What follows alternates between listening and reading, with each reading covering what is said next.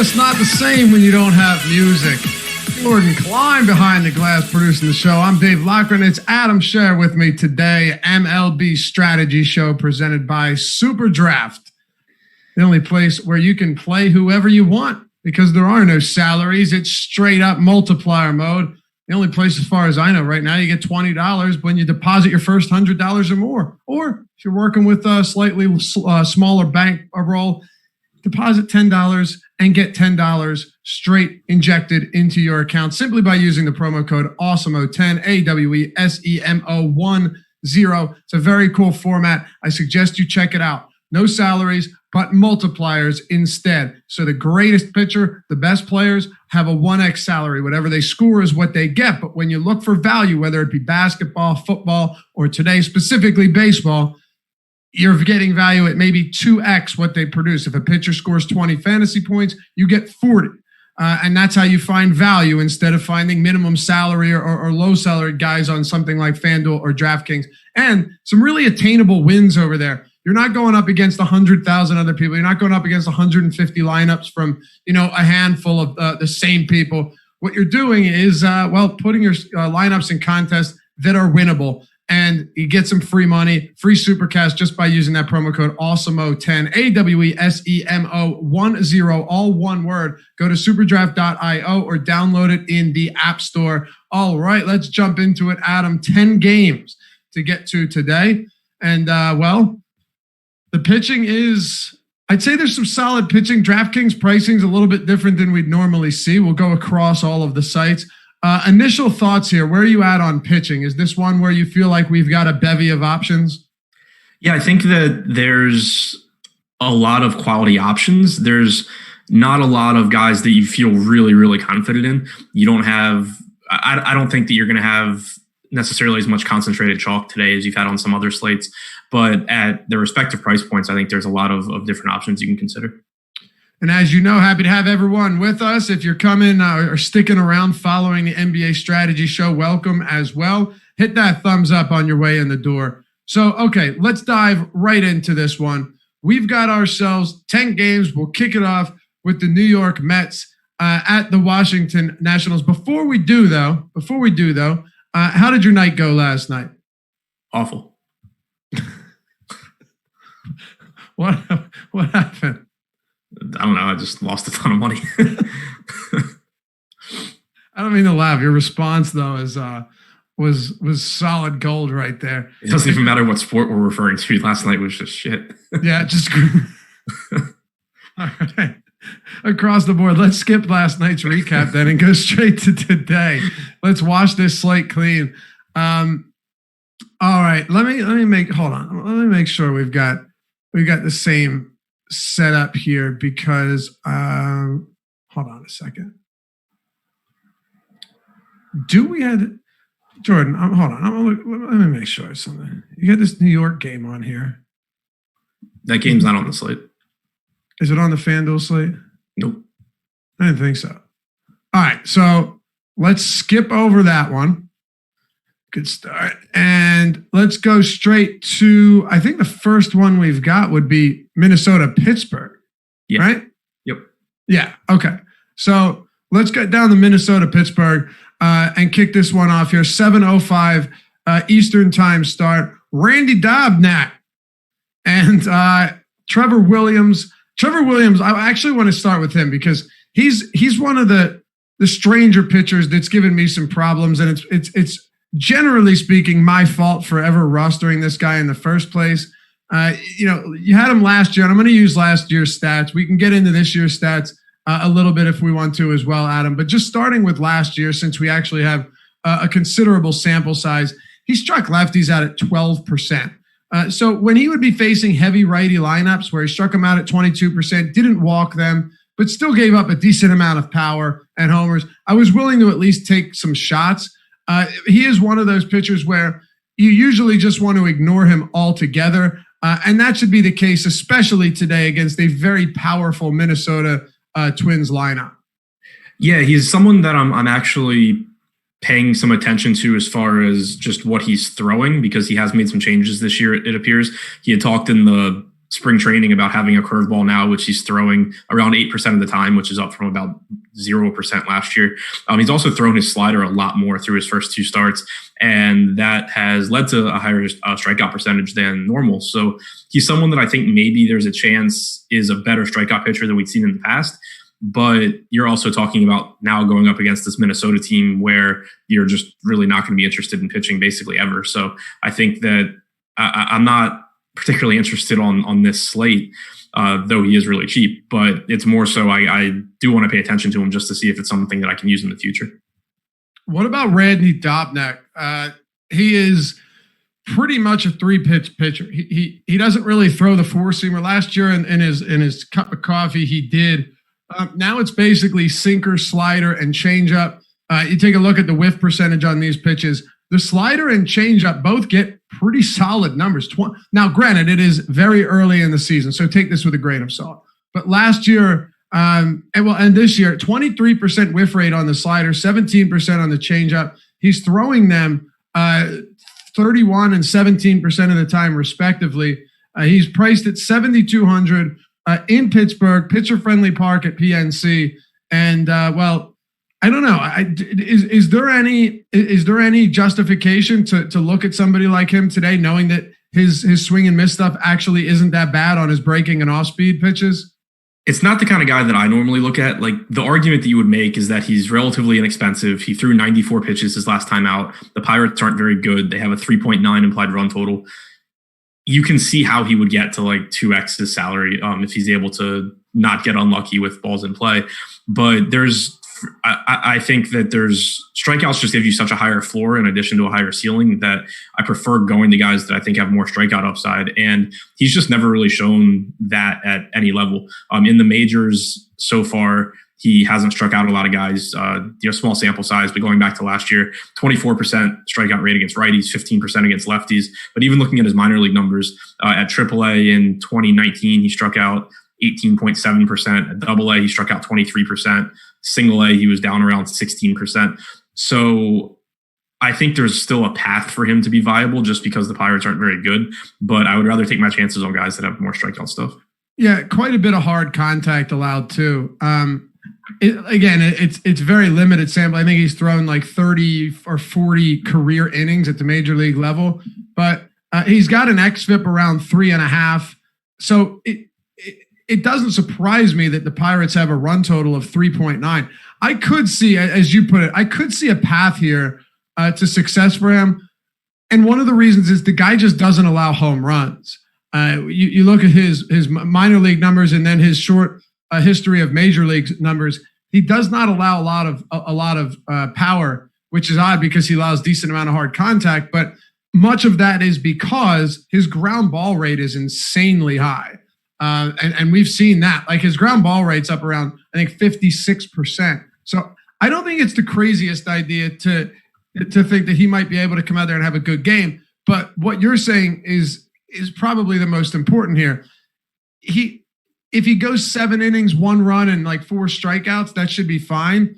But the floor is lower on somebody like him because for every run that he gives up, he's not going to be able to mitigate that with a strikeout or 3 strikeouts. It's kind of like a poor man's Kyle Hendricks. Like, not saying he's anywhere close to as good a pitcher as Kyle Hendricks, but it's the same problem that you run into with guys like that, where, like in Hendricks' case, he's very likely to limit runs against him because he's a good real-life pitcher.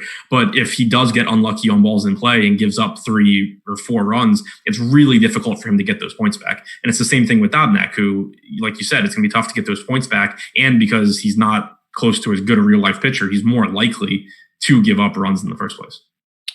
What about bats from either side? The Twins 5.2 implied total, 3.9 from Pittsburgh. Let's start with the Minnesota Twins. Obviously, a team that is loaded with power throughout this lineup. Just really talented bats from top to bottom. And Nelson Cruz doesn't seem to be getting any older. He just keeps hitting. And while he's got 3 home runs, I think, in 43 plate appearances. He's just smoking the ball right now, and he's just one of many on this team that can give a pitcher, lefty or righty, a very difficult time. Yeah, I think the Twins are in a pretty good spot at 221 ISO to lefties, 231 to righties. And this Twins lineup obviously has a ton of power top to bottom, but also a lot of guys that aren't really that easy to strike out. So guys that put the ball in play, guys that have a ton of power, doesn't really set up for a pitcher like Williams, who may or may not have decent strikeout stuff, but definitely does have home run issues. The Twins also are affordable, which makes them even easier to get to, obviously. Yeah, it really does. We wanted to pull up their numbers this year against righties. It's still pretty early, but we can start to look at this a little bit. Against righties, the Twins' isolated slugging it's got to be top 10, right? Maybe not. Yeah, fifth in the league, 219 ISO. This is a tough spot. 120 WRC plus for this team. I do like them, and like you mentioned, they're not that expensive. So when you're looking at pricing here, you have Nelson Cruz at 4,900, Miguel Sano, but there are a couple that are down there in that low 4K, high 3K range that makes them really interesting. What about the Pittsburgh side? Not too interested there. I mean, they are really cheap, so if you're looking to pay up for two pitchers, you can take a shot on them. But the one bat that would really stand out would be Josh Bell, and he's expensive. $3,500 for Gregory Polanco, if he's in the lineup, is a reasonable price tag for him. I think that's another decent one-off play. All right, let's talk about Cleveland and Cincinnati. By the way, we do have the top stack tool updated, and as of now, it looks like Minnesota is garnering quite a bit of ownership. So keep that in mind. This will change throughout the day, no doubt, but they are getting and TJ Antone. Did you see how he spells this? Yeah, Tejay. Yeah. Is it TJ or is it TJ? Serious question here. I don't actually know. I'm assuming TJ. Let's start with him. He threw 4 1/3 innings on the 27th, allowed 1 run on a homer, walked 1, but struck out 5. A curious pitcher here because Cleveland is the type of team that is not going to strike out at a high clip. They're going to make life miserable for most pitchers they face. Righties, no exception. And this guy, 26-year-old righty in his first season at the major league level, he's only thrown 4 1/3 inning. He has never been a particularly good strikeout pitcher. Yeah, me too. He's never been a particularly good strikeout pitcher. Even at AAA, A+, AA, around 20, 21%. The way that's going to translate at the majors probably won't be all that pretty. So that's another spot where I would be a little bit concerned. He's another pitcher that gets a decent amount of ground balls and doesn't give up a lot of pop. But if you're putting the ball in play against a team like this Indians team, it could be trouble if you're not getting strikeouts. Yeah, he's 4K flat. You can pretty much always justify going to pitchers at that price point in tournaments if they're fully stretched out. He threw 69 pitches his last start, so if you're assuming he gets somewhere around, his last appearance, if you're assuming he can go somewhere around 80, that's fine for the 4K salary. The problem is just that it's a really unappealing matchup against an Indians offense that has a lot of good hitters in it, not as deep as it has been in previous years, but still a pretty scary top of the lineup here. You mentioned the ground balls. They did look good for him in the minor leagues. His strikeout numbers weren't great, like you said, 21.7% at AAA, 20.2% at AA last year, but ground ball percentage is up above 50% at both levels. So you can certainly make the price argument, but it's certainly not a spot that I have any reason to be confident in him doing well. What about Clevenger? Very early on, only a couple starts under his belts, but he is generating fewer swinging strikes. And there are a couple numbers that concern me a little bit. His outside swing rate is down. I shouldn't say concern me. It's very early. But zone contact is up a lot. If you were to look at these numbers season over season, you would definitely be a little bit concerned. Fortunately, it's still very early on. Is there anything you've identified with Mike Clevenger, if we're going on Brooks baseball or something, and seeing whether or not this is just fluky, whether or not he's had some tough matchups and everything is fine, or if there's reason to think that maybe there's something about Clevenger that isn't getting where we need it to be? Because I didn't see really anything significant. If anything, I saw his slider and curve getting actually better swinging strike numbers. I was going to say, I think I'm actually if we're going to take anything away from his first two starts, even though they weren't great, or one of them, wasn't good, I'm actually more optimistic about Clevenger. And the reason is that he's throwing his slider and his curveball more. He's always been a pitcher that can get swings and misses on all four of his pitches. But anytime you're going to start throwing the curveball and the slider more, you're going to get better swinging strike percentage. So I think that's change up too. His four seam usage is down 10%, which I don't know if that's good, but it shouldn't hurt him. Yeah, change up as well, like you said. His fastball velocity is down a little bit, but he's still sitting above 94 miles an hour, which is fine. His two matchups this year were against Kansas City, which obviously is a good matchup, and Minnesota, which is obviously a terrible one. If you look at the plate discipline numbers from those two starts, 13.3% swinging strike percentage against Kansas City with an above average 31.5% O swing percentage. So those numbers looked really good. Then against Minnesota, they dropped to 11.4 and 28.1% respectively. So not surprisingly, his numbers are being weighed down by the start against the Twins. If anything, I'm more optimistic about Clevenger. But I think that he's a really good option here. His salary's come down to 9,200. The Reds aren't the scariest offense in the world. They're not bad, but they're not, the Yankees or the Twins. So Clevenger, I think, is one of the better pitching plays. And if you're projecting probably 6 lefties in this lineup, right? Yeah, I think so. I would think around 6. He last year faced 266 lefties, 233 righties. He was he struck lefties out at 28%, righties at 41%. So he does have a distinct advantage when he's got a heavier righty lineup. There's no doubt about that. But at the same time, if you can flirt with a 30% K rate against lefties, I can't say I'm concerned about that. So I think it's a spot that I'm willing to get to. He's not overpriced either. He's actually pretty affordable. Against righties this year, the Cincinnati Reds strikeout rate is probably in the middle. Oh, it's 22nd. Still very early, only 290 plate appearances. They're walking a ton too. Do you put any weight in that? Some. I mean, you have a healthy Joey Votto, which obviously is going to drive down the strikeout percentage. But overall, there's still Ks to be had here. Castellanos will strike out. Suarez will strike out. The bottom of the lineup with Galvez and Barnhart's not great. So I think it's a pretty average lineup. What about hitters from either side, Cincinnati or Cleveland? Is this a spot where Antone is somebody that we should be targeting against? And before you answer that question, right now, Cleveland is not getting a lot of ownership at all, but also not one of the greatest value stacks either. Yeah, not great value there, especially, I mean, they're more expensive or the same price basically as the Twins. I think that does make it so there'll be an interesting tournament pivot because they're not going to be preferred to the Twins by optimizers. It's mostly the top of the lineup here with Ramirez, Lindor, and Santana.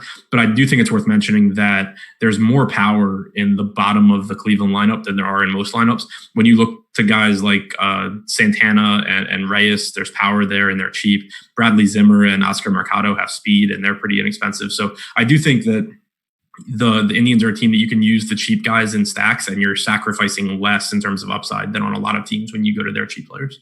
Okay. Yeah. Mike Clevenger right now, he's getting quite a bit of ownership on DraftKings, second highest projected owned pitcher, and then third highest on FanDuel. So definitely not going overlooked at a low 9K price point, specifically on DraftKings. And I don't think he should be. But if you were looking to get away from that, well, I think we have a couple guys that we can discuss might be viable pivots. We'll get to the next game here, though, with Toronto and Atlanta. Hyun-Jin Ryu and Sean Newcomb. We'll start with Ryu. He last season was really spectacular. He never really pitched as deep as we needed him to go fantasy-wise, which was kind of a little bit concerning. Not concerning. It was frustrating because you wanted to rush this guy, made it very difficult to do so. His first 2 starts, though, he hasn't gotten through 5 innings. Now, to be fair, the Nationals and Rays are 2 teams that'll make an opposing pitcher work. I have no doubt about that, particularly a lefty here. But he hasn't looked great. He's allowed 8 earned. He hasn't gotten through 5 innings in either. I don't want to, again, read too much into this, but when you dig into Ryu, what are you seeing after his first 2 starts as a member of the Toronto Blue Jays? Yeah, I think it's tough to put too much weight into 2 starts, obviously, but he's never been like he was a really good pitcher last year, but he never really had that same upside as other top tier pitchers did. But how much of that was just because he didn't pitch deep enough into games? Yeah, but he also doesn't have quite the same strikeout stuff as a lot of guys up at the top. So I think that the nicest thing here is that while we have to kind of wait and see what he looks like this year. We still only have the 2 starts, and so far he has been hit hard. 397 expected WOBA to righties, 405 to lefties. So it's not like he's been getting unlucky in those first couple of starts. He's expensive in another tough matchup against the Braves, where they have a lot of right-handed power in that lineup. So I think it's going to be pretty easy to just not get to Ryu here and then kind of look at his stuff more once we have data for a third start. Yeah, I don't see myself getting here either. Sean Newcomb on the other side, man. He was always somebody that another good pitcher, just not a particularly high upside guy. He's only made 2 starts this season, but Adam, he's done nothing in terms of getting batters to swing and miss.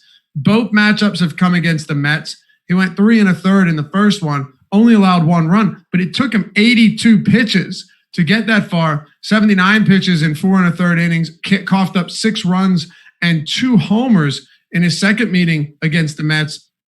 Now he's got a Blue Jays matchup, which I assume you could state is an easier one. But with Sean Newcomb coming in at $6,000, do you see any merit to saying, all right, you know what, he's cheap enough, he's getting some ownership right now, around 20%. And a lot of that is because he's so incredibly cheap.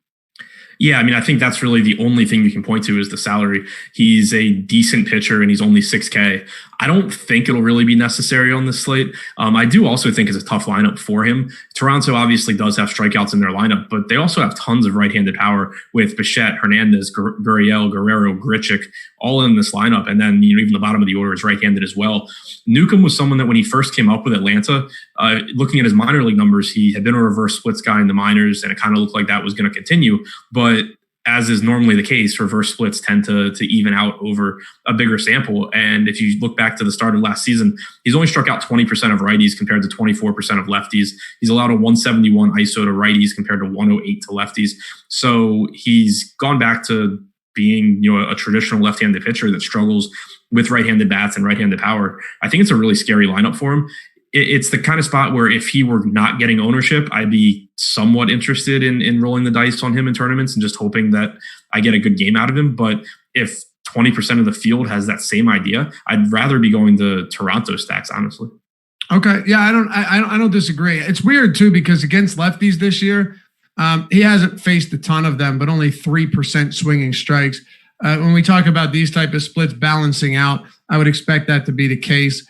He's someone in 2018 and 2019 had a swinging strike rate around 12% against them, 10.5 against righties. It makes sense, especially as a lefty. But I don't know if the upside's here anyway, right? Like even if he has a decent start, I think it's a tough matchup. You already mentioned there's a decent amount of righty power in this lineup.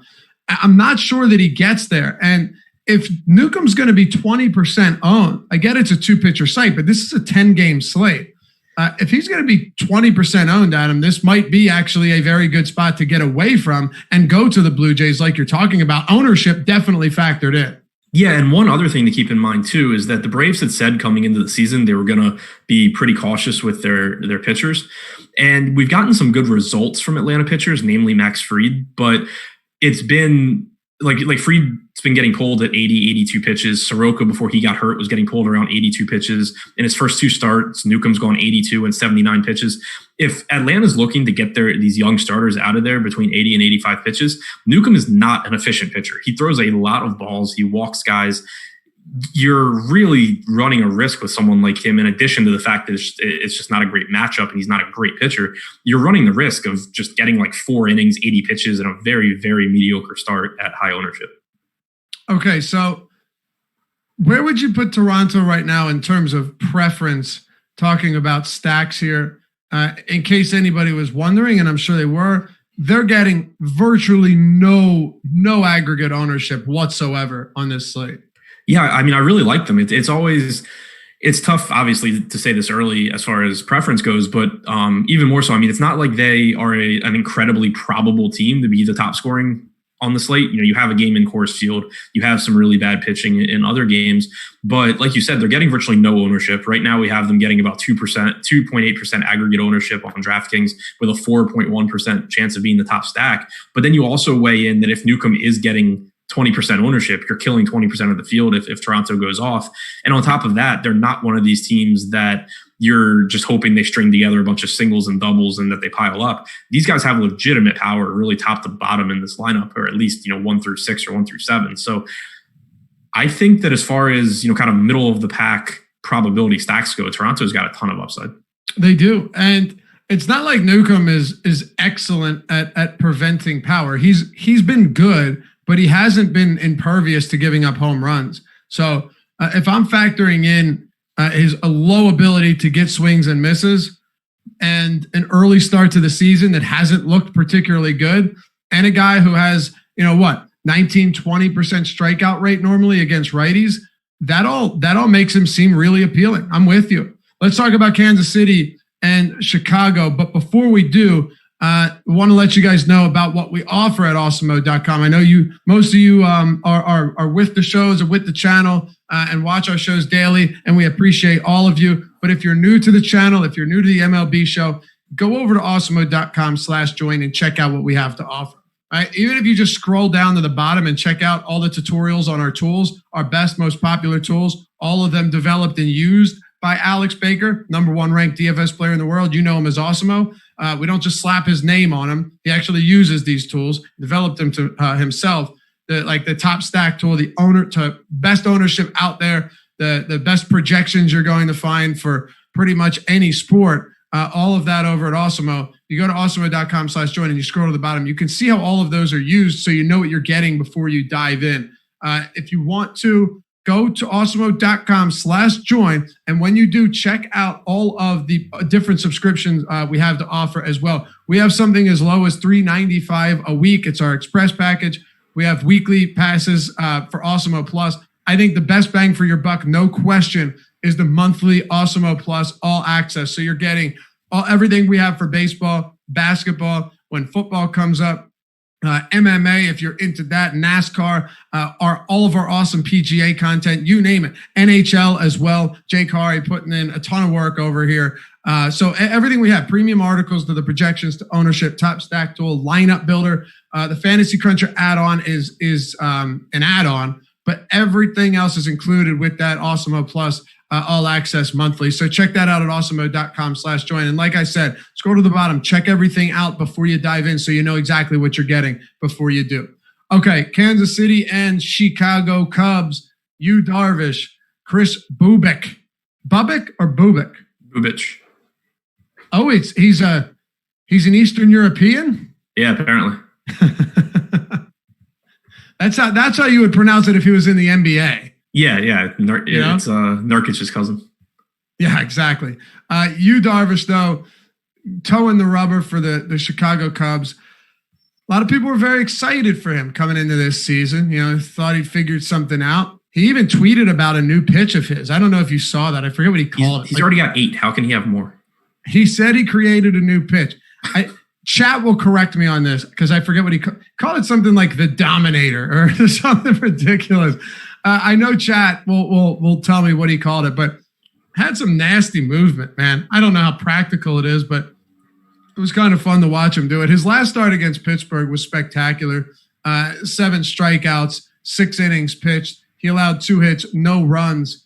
But he has been somebody that since he came to Chicago has been, I almost was going to say mildly disappointing, but he hasn't. He had been very disappointing in many spots. But yeah, coming off of that last start, he got Adam, he got 20.9% swinging strikes, which was really impressive. Struck out 35% of batters he's faced, even 25% of batters he's faced in the first game with a 15% swinging strike rate. So if there's one thing we can hang our hat on right now, it's that Yu Darvish is undoubtedly missing bats. And that's pretty important. And here's one more thing, and I'll let you run with this one. You can hit on both pitchers.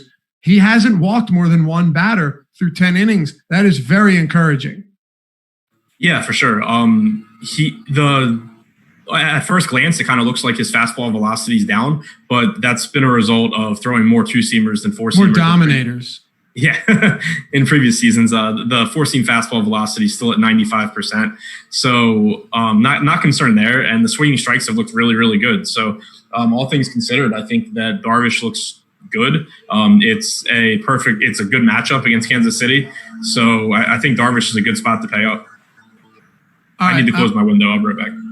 All right, you're good. All right, well, while he closes this window, and he's back. You Darvish, I think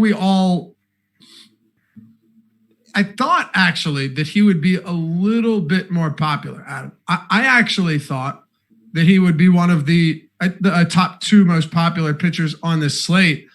He's 21.8% on DraftKings. On FanDuel, Yu Darvish is 20%. That is the second highest. We'll get to your highest own in just a moment, but actually it'll be a little while. But yeah, Yu Darvish, to me, the price tag is up there, and I think that's the one reason to be a little bit hesitant here. Is the matchup against Kansas City specifically appealing to you? They're not a particularly good baseball team at all. They're walking at a 4% clip against righties this season, which is also a very positive sign if you're Yu Darvish. Striking out middle of the league. It's still early, only 337 plate appearances.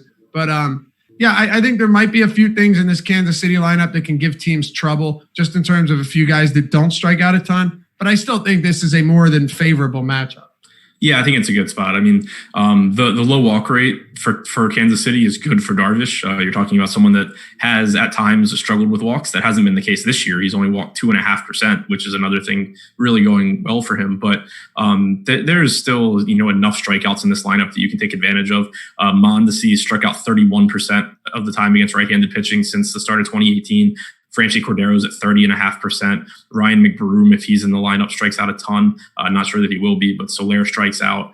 O'Hearn will strike out. There's still guys that Darvish can take advantage of. I think the salary is the big thing that's keeping his ownership somewhat in check, like you said, because he's a lot more expensive than Clevenger. He's $1,200 more on DraftKings, and you're obviously getting a very similar range of outcomes between the two.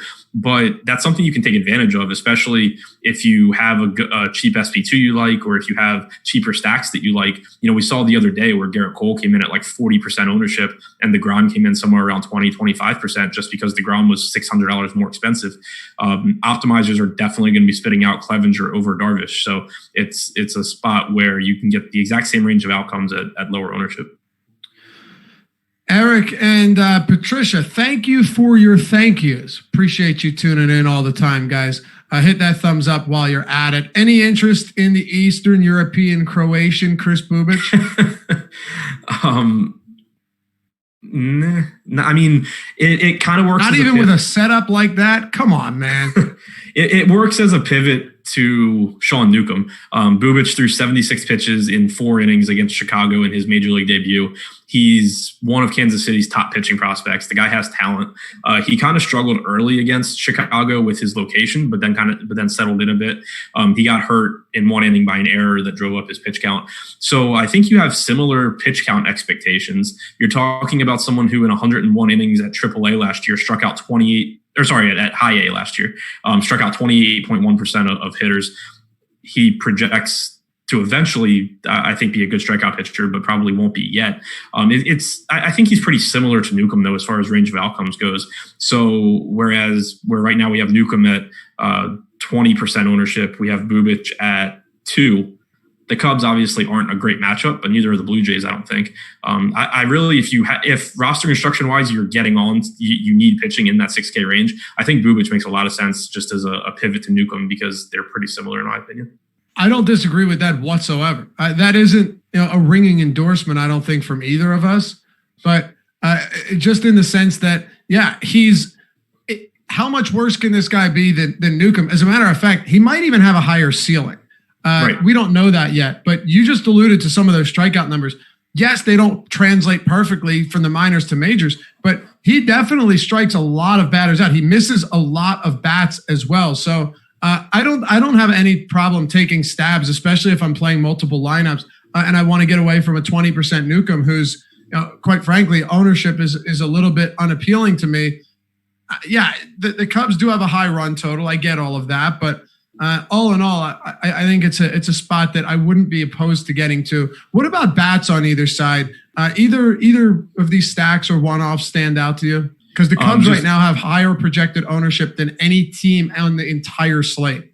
Yeah, so kind of just to reiterate what you were just saying too, like I think Bubic right now is a below average major league pitcher. But there's a lot of uncertainty, whereas we know exactly what Sean Newcomb is, and it's a guy that doesn't really strike too many hitters out and throws a ton of balls. So there's at least some uncertainty there for Bubic. I think that the more likely outcome is that Chicago lights him up, but there's at least that ownership pivot. But that does get to the point of Chicago being in a good spot. You do have right-handed power with Bryant, Baez, Contreras. Souza's only $3K on DraftKings, so he'll probably be one of the more popular value plays. And I think for good reason. Definitely someone you can look to in cash games as well. Chicago getting, like you said, the highest ownership on DraftKings right now, third highest top stack probability. So that's the type of team where, you want, if you're playing them, you want to make sure that you're going off the board somewhere else, whether it's pitching or with the stack that you pair them with. All right. You want to move this on? Yep. Let's talk about the White Sox and the Milwaukee Brewers. Adrian Hauser, Dallas Keuchel. Two perfect examples of pitchers that are capable of going out and throwing good games. Keuchel's the type of pitcher that most teams would want in their rotation, even if it's at the back end of the rotation. He's just not somebody that most DFS players want on their teams. And I think he's got to be a little bit cheaper than that, especially against this Milwaukee team that's got an excessive amount of pop.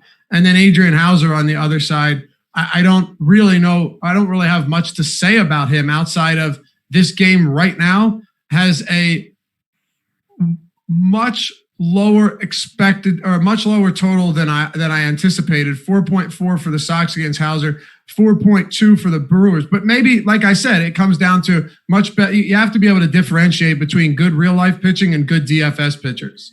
Yeah, I think Hauser's the higher upside pitcher of the two. He struck out about 25% of hitters from both sides of the plate going back to the start of last season. The White Sox do have some strikeouts in their lineup too, but it is a scary lineup in terms of the power that the White Sox have. They have a lot of power. They have a lot of speed.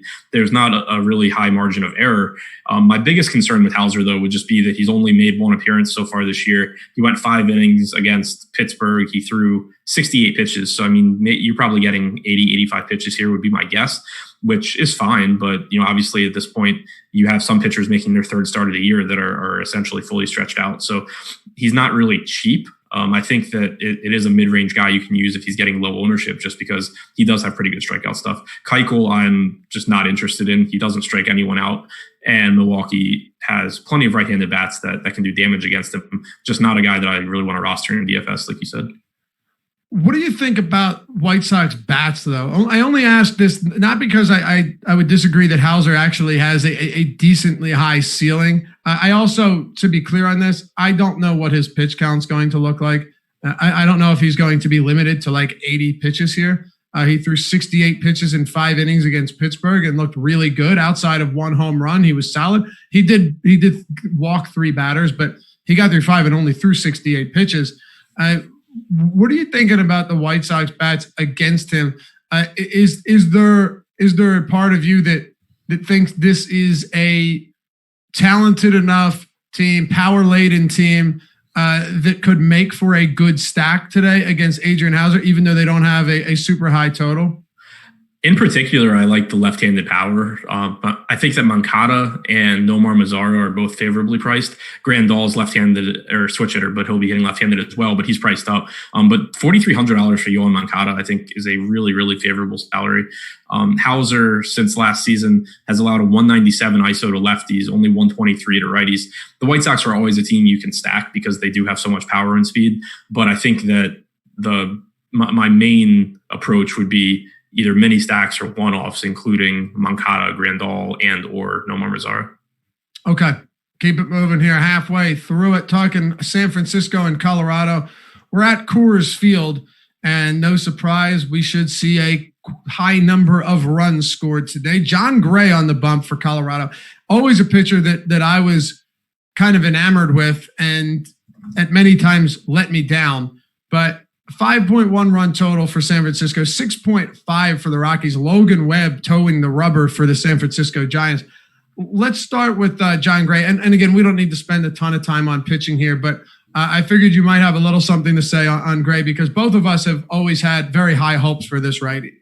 Yeah, I'm actually interested in him here on DraftKings where you have to roster 2 pitchers. He's only 7K. You're getting that ownership going to Newcomb at 6K. Gray's got much better strikeout stuff than Newcomb does. The Giants aren't a great team. A 5.1 implied run total for the Giants in Coors is pretty low when you consider the park. And it's not, it's lower than the Cubs against Bubich. It's not much higher than Toronto against Newcomb. And you only have 8% ownership right now projected to go to John Gray. So I think Gray is a good tournament option at SP2. The strikeout stuff's just better than pitchers around him. And I don't really mind taking a chance on Coors Field because he's clearly priced for it and he's not facing a very good offense. I'll be honest with you.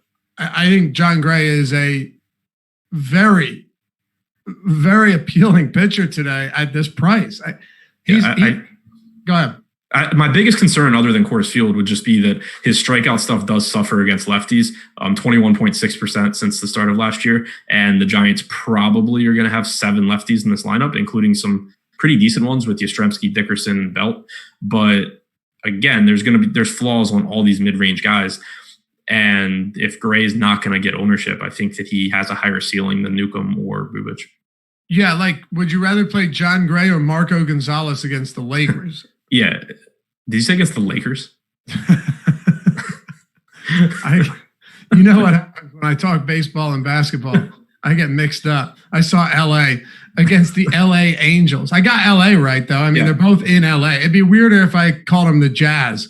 But, against the LA Angels, I'd rather have John Gray for sure, and a couple of other options.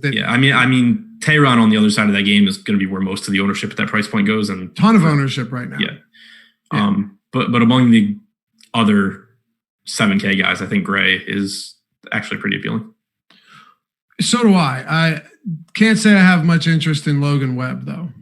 No, I think that's where I draw the line on rostering Coors Field pitchers. Hitters here, like I said, 6.5 total for the Rockies, 5.1 for the Giants. Obviously a Rocky stack is going to appeal to you. And you know what? Even though I said I'm willing to take a look at John Gray, and I think in that mid-range spot, he's priced for the matchup, and I'm okay with that.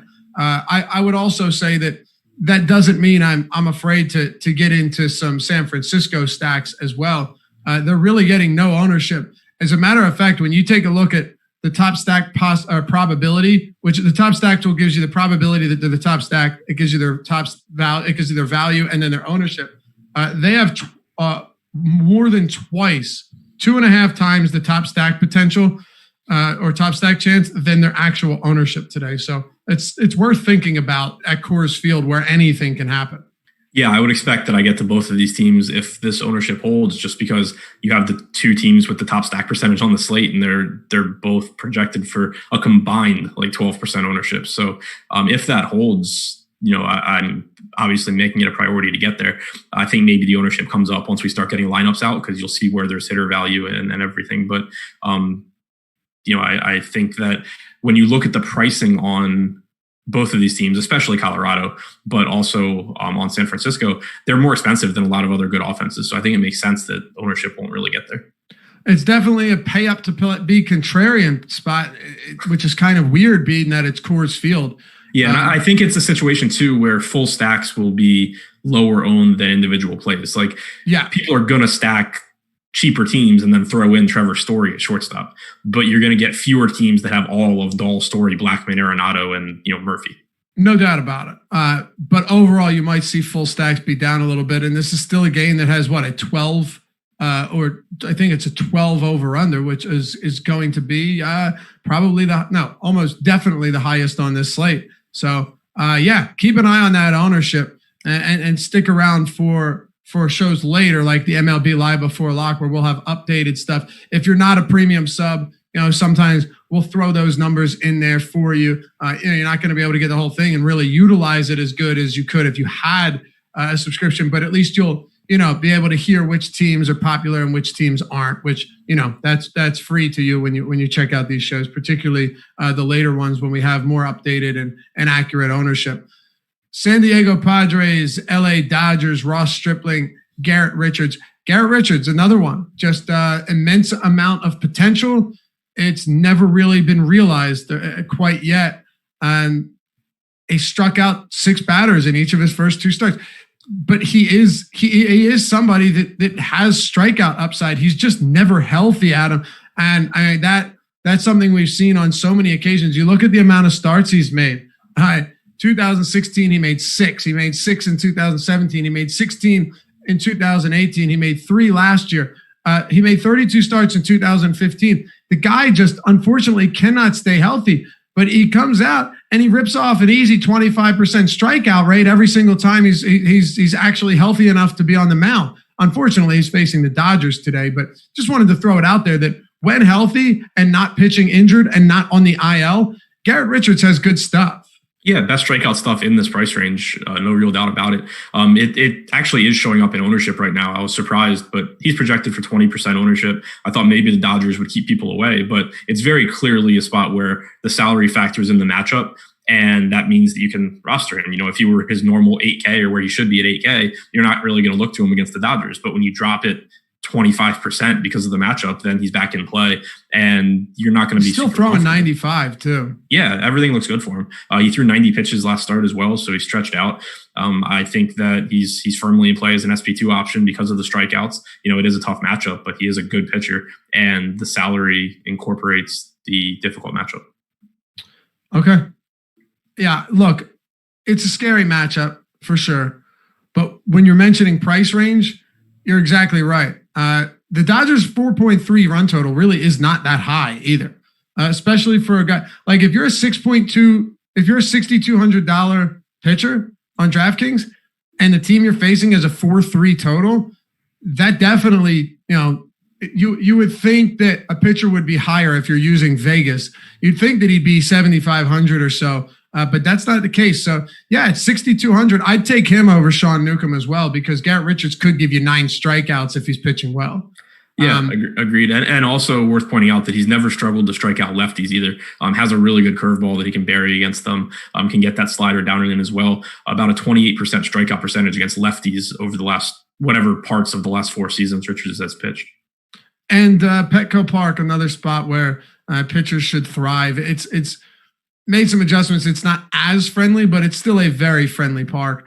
What about Ross Stripling on the other side of this one? He's pitched 2 games and, he's gone 7 and 5 1/3 innings in both. He's given up 1 home run in each of them and a few runs against Arizona, but he had 1 fantastic start and 1 very underwhelming start. He's 7,800 against the San Diego Padres.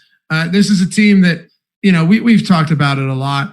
They're going to hit for some power. They're also going to have games where they get completely blanked. They have a top 10 strikeout rate against righties this season, and they're going to walk a decent amount as well. They're walking actually at an 11% clip. So all in all, it's a kind of volatile offense, but also one that, if you're pitching well, if you're on it, if your stuff is moving and you're hitting your spots, you could come out of a game with a lot of strikeouts and a really solid start. But is Ross Stripling at this price worth it, knowing that in his first 2, he has thrown 92 and 86 pitches?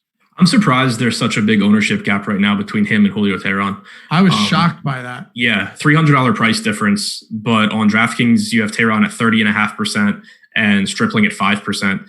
I don't know if maybe there's some bias against Stripling because of how he's been handled in the past, but he's fully stretched out. He's starting games this year. You have the universal DH, which probably helps Dodgers pitchers more than any other team because Dave Roberts doesn't have an incentive to pinch hit for them after 5 innings. The Padres, they're a talented offense, but there's still holes in the lineup, and Stripling has always been a good pitcher. Going back to last year, 24% strikeout percentage against righties, 25% against lefties.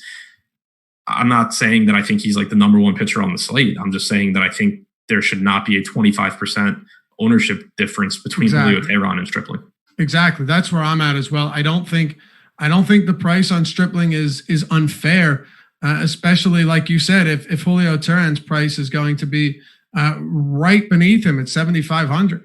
On one pitcher sites, it's different, but on a two pitcher site, to me, this is a very, very reasonable spot. Do you have any interest in bats from this game? It's one that I don't feel all that great about.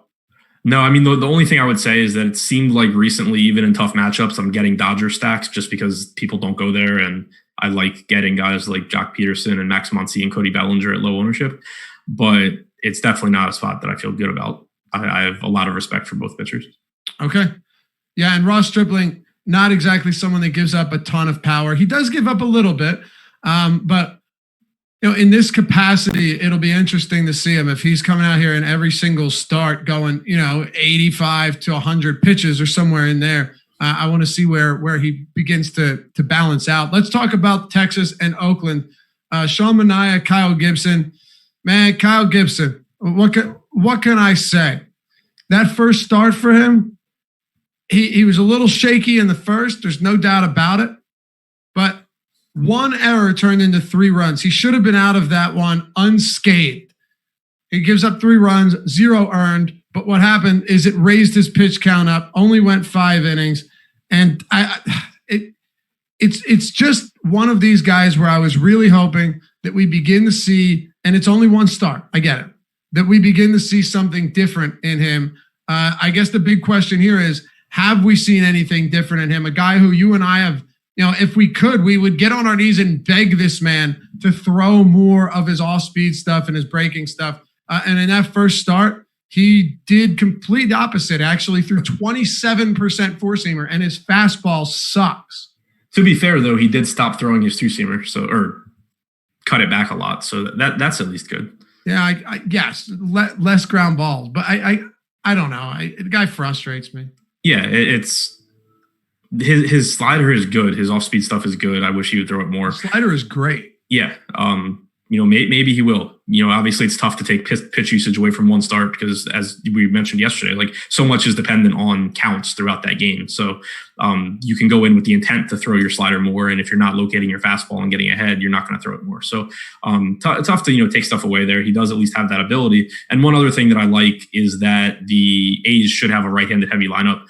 Since last year, 25% strikeout percentage against righties for Gibson, only 20% against lefties. So right-handed heavy lineup that does strike out a lot. It's supposed to be around, I think, 60 degrees in Oakland, which also benefits pitchers.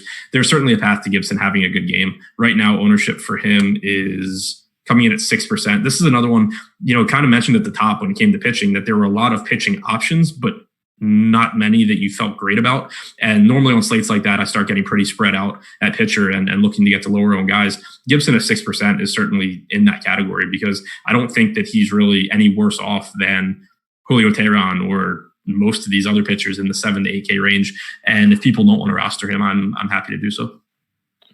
Yeah. Would you be surprised if I told you that this season, the Oakland Athletics isolated slugging as a team was 24th in the league? I actually would be surprised. I thought it was a lot better than that. Honestly. I think they've been playing a lot of games at home. Yeah, I guess so. That could be the case. But every time I see them, they're winning. Maybe I'm wrong. I feel like they're like 8-4. Yeah, so they're playing good baseball. 2 walk-off grand slams in 12 games. Yeah. I had the Rangers plus 1.5 yesterday, and in a parlay, which the first leg already won. I didn't tell you that part. No, I already hit the first leg of the parlay, and I had it was bases loaded. Jesse Chavez comes in. What a wild looking creature he is now, and he comes in, and I literally I whisper to myself because I'd come up. I was watching the base. I came up. I turned it on my phone. I was laying in bed, and I'm like, just not a homer, right? Like all I need, anything. It could be a walk. It could be a anything, a single, anything you want. A balk and first pitch grand slam. Who hit it? Stephen Piscotty. That's right. Yeah. Son of a bitch. Anyway, did you talk about? I was trying to read through some numbers here. Did you talk about Manaea at all? No, I didn't. All right. Do you want to? He seems very expensive. Why is he Speaking always of guys priced? that really frustrate me? What? I said, speaking of guys that frustrate me every single season. Big time. I just don't see any way I can pay that much for him. He 55 Rangers pitches suck, his first though. start, 69 his second start. The Rangers suck. The ballpark They're bad. is favorable for pitching. The biggest thing to me though, he's 6,800 on FanDuel, but only one pitcher there. On DraftKings, he's 8,600. He's not. I don't think his range of outcomes is any better than guys that are cheaper, including Gibson, but also the Julio Teherans, John Grays, all these Ross Stripling. I don't really want to pay a premium for a guy that isn't as stretched out. I would like Manaea to throw his breaking ball more. We haven't really seen that, but he also has kind of just not been very good so far. I think that he's someone that going forward will be good. He's talked about throwing his slider more, but I have trouble getting to him here. The Rangers from last year to this, since the start of 2019, they have a relatively similar lineup still. They had the third highest K rate against lefties. So I guess that would be maybe the only argument you could make, but I don't know. That price to me is just too expensive. I'd rather go elsewhere. Not huge on bats today. Rangers aren't somebody, or they're just not a team that is hitting whatsoever, man. It's been dreadful trying to watch this team play baseball on the offensive side, squandering Lance Lynn performances after ace-like performance after ace-like performance. They've really been bad. I don't feel like getting to them all that much against Manaea, maybe a one-off here or there, but Oakland against Kyle Gibson's another one where I have enough respect for Gibson to where I think if he struggles, it'll be a bunch of walks and he'll single in some runs. I don't know if he's going to get hammered, especially not at O.co. So I'm not big on bats here. Maybe you have a different opinion. I think the total just jumped half a run while we were talking about Gibson and Manaea being good pitchers. The Oakland A's have a 4.9 total now, it looks like. Yeah. The A's are another team kind of like the White Sox, kind of like the Dodgers, where there's a lot of power in this lineup. So when they're low owned, they're interesting. But I think that the park, the weather makes them, and the pricing makes them less appealing than like the White Sox or the Dodgers. Okay. Couple more to go here, and then we'll wrap this one up. Houston and Arizona. Lance McCullers Jr. back on the mound this season. He took some time away with an injury. I got to say, though, his velocity seems okay, but I found it very strange that I saw him throwing his the changeup more, and I was like, oh, that must be why he's getting hit. It's not. It's that knuckle curve that's actually getting tuned up, and he has not been missing a lot of bats whatsoever. You go on Brooks Baseball and look this up, you'll see exactly what I'm talking about. It's been a slightly troublesome start for him, and this happens, when you're away from real life, like regular season games for a while. That can happen. His swing strike rate's down. The knuckle curve, that's his go-to pitch. He throws it more than anyone in the league, not getting the results he wanted through 2 starts. What do you make of this? I think it's somewhat concerning, but also, like you said, it makes sense. He's had a long time off. Breaking balls in general are pitches that require, feel. You're not just going out there and throwing it as hard as you can, like your fastball. So it can take some time. Pulling up the movement numbers on Brooks Baseball right now to see, kind of what the difference is on his vertical movement on his curveball. He's getting more depth on it. That's normally something you consider good, but in the case of someone like McCullers, who kind of just has a pitch that's unique to him, I'd feel better if it was just the exact same as it had been before. I'm not reading too much into it. Like, I'm not adjusting McCullers' projection because he's not been great his first 2 starts. I still think he has a lot of upside here. It is a favorable park for pitchers with the roof closed in Arizona. There's probably going to be more lefties than righties in this lineup, which in the past has benefited him because of that curveball. So I still think he's a good pitcher. I still think he's a good option, but I'd feel a lot better about him if he had been better through his first couple of starts. Yeah, me too. We're both pretty big fans of Robbie Ray, just knowing I think we're always fans of guys that we know have a ton of strikeout upside. And for some reason, you and I love the guys that can't piece it all together. Robbie Ray is one of those pitchers. As good as his stuff is, man, he can't stop walking batters. he is walking batters at an extraordinarily high clip through his first 2 games. And when I say a high clip, I'm talking 20.9% of batters he has faced, he has walked. It's nuts. When you have a 26% K rate, your K minus BB rate should not be 4. So it's crazy, dude. I know it's early, but it has plagued him. Adam, if he could cut down on walks, even like 30%, 40% cut down on them, we're talking about a guy that's probably $10,000 almost every week. Yeah, and now you get the Astros coming in. Walk rates against left-handed pitching since the start of 2018. Carlos Correa 16%, Alex Bregman 13.5%, George Springer 12.8%, Altuve 8.5%, Gurriel 8%. This is a team that will drive up pitch counts. They're tough to strike out anyway. They have a ton of power. I never really need to be sold on rostering a cheap pitcher that can strike out 30% of hitters, but I don't really see getting to Ray here. Like the pitch count, or not the pitch count, but the inefficiency on his pitches makes it really, really tough for him to go deep into the game. The Astros aren't a team that are likely to help him out in terms of swings and misses or in terms of swinging at pitches out of the zone. They have a ton of power. They pretty much all have the platoon advantage. I don't think I'll be getting there. Since last season, no team, to add to what you said, has walked more against lefties, against southpaws than the Astros. 11.2% as a team. Their strikeout rate of 17.8% against lefties is dead last by almost 2%. This is, for a pitcher like Robbie Ray, arguably the worst matchup he could face in all of baseball. Astros second highest isolated slugging against lefties. They're weighted on base average of 362, ranks number 1, and their 131 WRC plus dating back to the start of last season also ranks first in the league by 8 full points. I'll tell you this much. Depending on what Astros ownership looks like, it's a team. Wow, it's actually up there right now. I still have some interest in the Houston Astros. My only concern, and I'll let you close this out with bats on this game. My only concern really with the Astros would be that they just all walk and you just, like, yeah, you'll get maybe a 3-run shot, but that you're not going to get the full team performance that you're looking for, because Robbie Ray's biggest issue really is loading bases based on walks. He will give up some power. There's no question about that. And we're at Chase Field. But yeah, I don't know if they fully come through in a spot like this.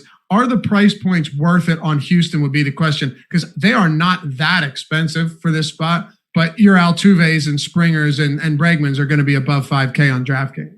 I think they'll be relatively easy to stack because, like you said, Springer, Altuve, and Bregman are really expensive. But then Gurriel and Correa are both reasonably priced. Correa pretty clearly is underpriced. But also, like, your 5th guy in the stack can really save you money, whether you're going to like Abraham Toro at 2,400 or Maldonado, that catcher, at 2,800. You can really get savings from the 5th guy here, who, you know, wouldn't be the most exciting player, but it would let you get the good hitters that you really want at the top. And you know, you mentioned Ray's power. He really is a 3-outcome pitcher. We talked about the walks and the strikeouts. This guy also, against right-handed pitching since last year, has a lot of 220, or against right-handed hitting, has a lot of 228 ISO. So it's not like he's limiting damage either. There is the risk that you said, where if he's just not anywhere near the plate, you're just getting base runners that aren't really getting you fantasy points. But the flip side to that is, if he's missing over the plate, you're getting, you know, if he's wild but throwing strikes enough, you're getting 3-1 pitches right down the middle that the Astros can just tee off on with guys on base. So it kind of goes both ways there. I think that, you know, Houston's a really appealing stack. Okay, so do I. 100%. All right, let's close this one out. We got one game to go. Seattle and the LA Angels, not Lakers. Almost said it again though. We've got on the bump for the Angels right-handed Julio Teheran making his LA Angels debut, as a matter of fact. He returns to make his first start this season, and he'll get a very, very appealing matchup against the Seattle Mariners. Meanwhile, Marco Gonzalez on the other side, he's another one of these lefties where he's not a bad pitcher. He gets a lot of called strikes. He just misses no bats. And he'll probably be in for a slight world of hurt today. But yeah, his last start was spectacular. no earned, 6 1/3 innings, 28 DraftKings points against this same Angels team. Maybe, why do I feel like for some reason I always say this and then Marco Gonzalez goes out and has a great start against the Angels? I'm going to have to look it up. Not that it means anything, but I feel it sounds familiar. Right? It feels I feel like it happens with the A's too. It might, yeah. It feels like, you run Mike Trout out there. He's got the matchup against the contact lefty and goes 0 for 4 every time. But let's start with Julio Loughran. These are the two last pitchers that we're talking about on today's slate. Be sure to check out MLB Live Before Lock today at 6 p.m. And NBA Live Before Lock coming up at, I think, is it 1:30, Adam? Yeah, 1:30. At 1:30 Eastern time. Julio Loughran, 30.5% owned on DraftKings, 22.2% on FanDuel, the highest pitcher on both sites. Floor is yours. I do not get the ownership on Tehran. I understand that he's going to project well because the Mariners aren't very good. The game's in Seattle, all of that. But there's a couple of reasons that I think he really shouldn't be as popular as he is, and that it's a spot that I would like to pivot off of if that ownership holds. For one, he's Julio Tehran. This is his first start this season, but last year he struck out 20.8% of lefties, 22.1% of righties. Didn't allow a ton of power, but just not a great strikeout guy. The Mariners clearly not the best lineup, but they do have some decent hitters in there with Seager, Vogelbach, Kyle Lewis if he's in the lineup.